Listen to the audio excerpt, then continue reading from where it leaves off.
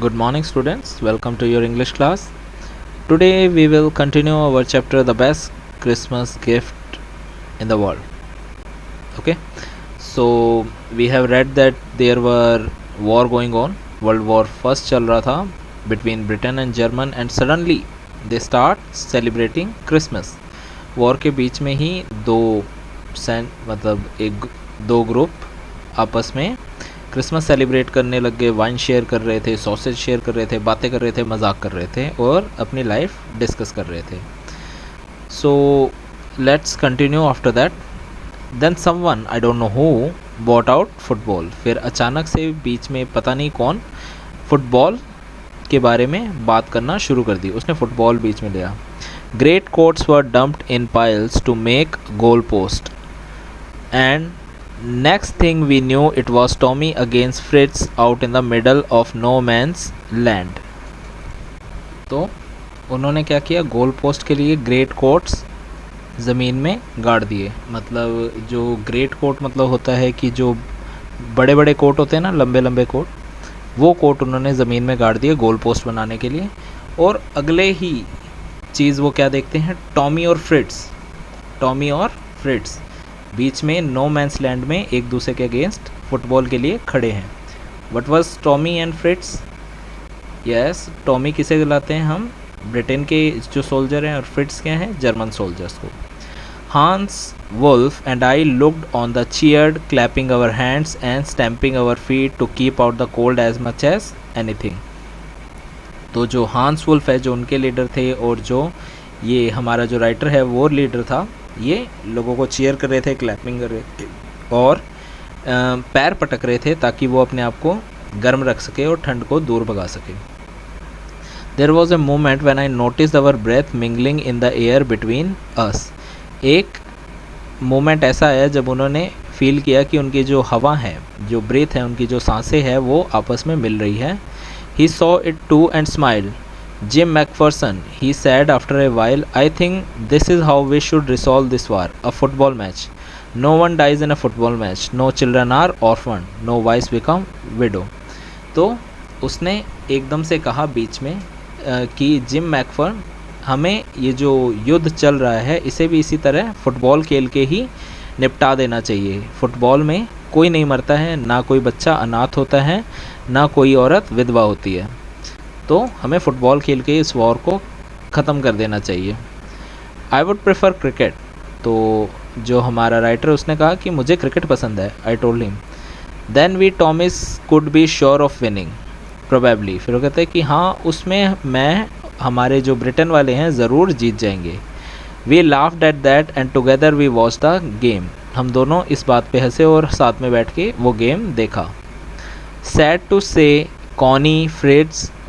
फ्रिट्स von 2-1. वो कहते हैं कि दुख की बात ये है कि फ्रिट्स हार गए, मतलब ब्रिटेन हार गया फुटबॉल में 2 गोल और 2-1 से हार गया. मतलब 2 गोल किसने किए, जर्मनी ने, और 1 गोल ब्रिटेन ने. But as Hans Wolf generously said, our goals were wider than their, so it wasn't quite fair.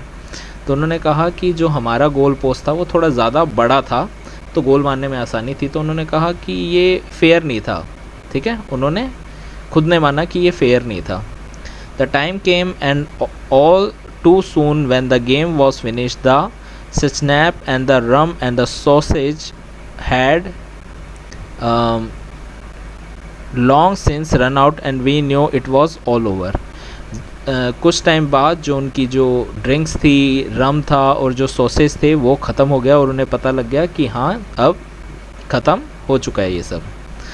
I wished Hans well and told him I hope he would see his family again soon, that the fighting would end and we could all go home. तो मैंने हांस को wish किया कि उम्मीद है तुम अपने घर वालों को देख पाओगे, ये युद्ध ख़त्म होगा और सभी अपने घर जा पाएंगे. I think that is what every soldier want on both side, Hans Wolf said. Hans Wolf ने कहा कि हाँ, मुझे भी ऐसे लगता है कि दोनों तरफ के जो सोल्जर्स हैं यही चाहते हैं. Take care Jim McPherson, I shall never forget this moment nor you. उसने कहा कि जिम मैकफर्सन, अपना ध्यान रखना, मैं ना ये कभी मोमेंट भूलूंगा और ना तुम्हें. He saluted and walk away from me slowly unwillingly. I felt, वो उसने सैल्यूट किया और वो धीरे धीरे वहाँ से जाने लगा। अनविलिंगली मतलब बेमन से, जैसे मन नहीं होता ना जाने का, वैसे जा रहा था। I turn to wave just once and then became one of the hundreds of grey coated man drifting back toward their trenches. मैंने भी एक बार पलट के उसे बाय कहा, फिर उसके बाद मैं अपने ग्रुप से जाके मिल गया। हंड्रेड्स ऑफ मतलब जो काफ़ी सारे जो सैनिक थे ग्रे कोट में थे, जो अपने ट्रेंचेस, ट्रेंचेस क्या था, जो गड्ढा था जिसके अंदर वो छुप के बैठते थे, उसकी तरफ जा रहे थे। That night back in our dugout we heard them singing a carol and singing it quite beautifully.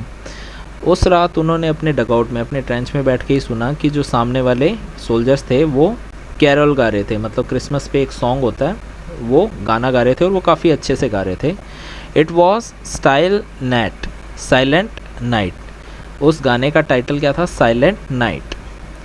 Our boys gave them a rousing chorus of wild shepherd watched, और हमारे जो बॉयज़ हैं उन्होंने भी उनके साथ एक गाना गाया, वाइल्ड शेपर्ड वॉच, मतलब उनके जवाब में यहाँ से एक गाना गाया। We exchange carol for while and then we all fell silent, हमने कुछ देर के लिए कैरोल गाए, मतलब जैसे अंताक्षरी खेलते हैं ना, वैसे उन्होंने गाने गाए और उसके बाद वो चुप हो गए।